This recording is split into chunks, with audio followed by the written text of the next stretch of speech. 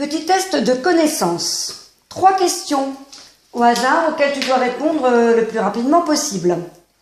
Quelles sont les dates de naissance et de mort de La Fontaine? Je crois pas que je sais. Est-ce que tu connais le prénom de l'écrivain Hugo? Deuxième question. Je crois que c'est Jean. Non, mauvaise réponse. Et enfin, une question de géographie, la capitale de l'Espagne. Je connais pas. Voilà, un petit test. Je pulvérise. Nous recommençons. Première question. Connais-tu les dates de naissance de l'écrivain Jean-Jacques Rousseau? 1712 et 1778. Bravo. Le prénom de l'écrivain anglais Marston. John. Très bien. Et enfin, la capitale de l'Estonie, pour la question de géographie. Tallinn. Bravo. 100% de réussite. À ton tour, Solène. Première série de questions. 3 questions. Qui est l'auteur, du colonel Chabert? C'est Flaubert, je crois. Non, mauvaise réponse. Deuxième question. Quel est le prénom de l'écrivain Zola?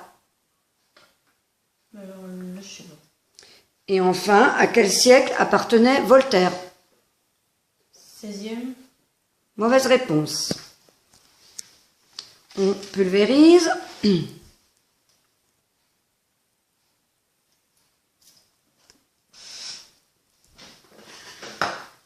On reprend une série de questions, mais pas du même genre. Je vais te donner un mot pris au hasard dans le dictionnaire et tu vas m'en donner la définition la plus précise possible.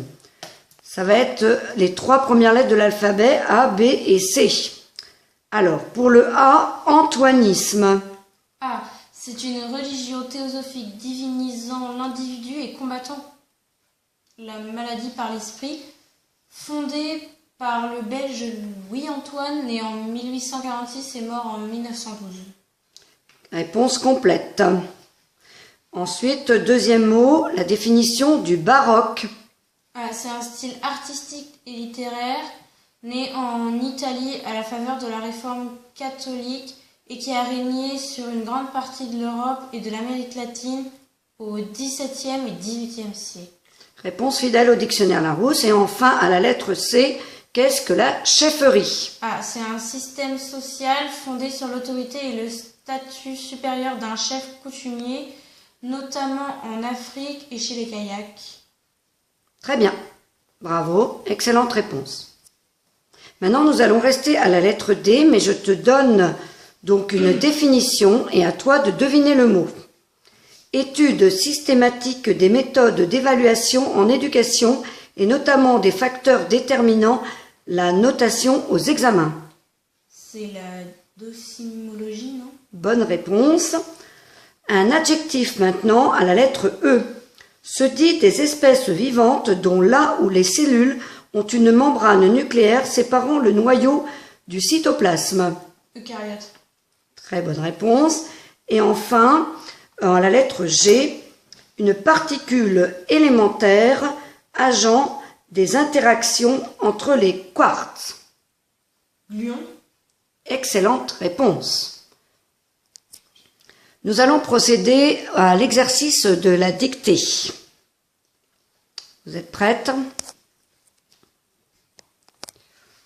C'est pas facile de filmer et de dicter en même temps. Le mois d'août, c'est le titre.